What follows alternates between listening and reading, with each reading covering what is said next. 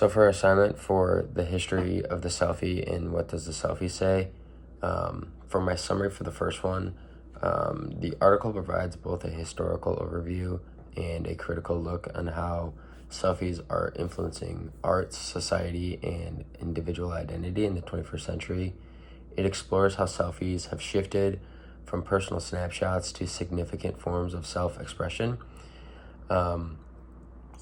We see the earliest photograph of a selfie from Robert Cornelius in the 19th century, and the move and the rise of selfies in the digital age from smartphones, and we see that on Instagram, Snapchat, stuff like that. We also get an aesthetic and cultural implication of selfies nowadays and how they become a form of self-representation, and how it's a significant role of personal branding, politics, and even activism. It also can reflect how selfie culture interacts with people in their identity and how we portray them.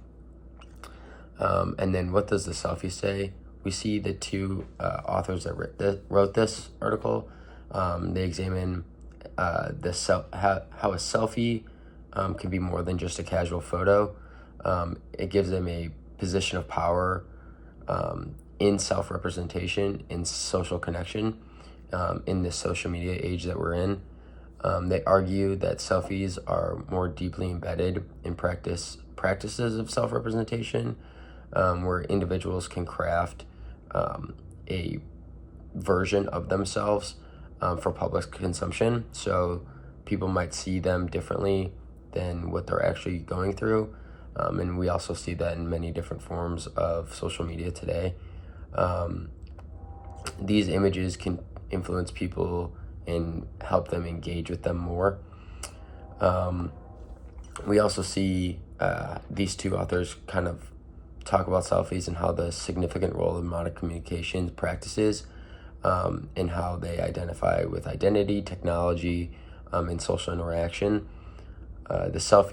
They argue that the selfie is both personal and in a social construct, and then how it influences self-expression and brings together cultural and technological forces.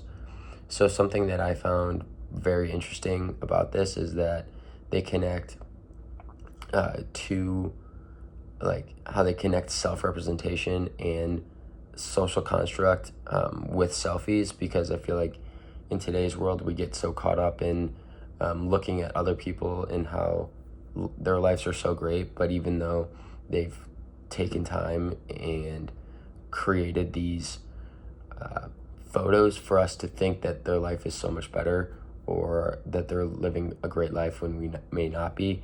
So I just think you have to take it with a grain of salt almost and say, okay, they took a lot of time. They might not be in the best headspace either.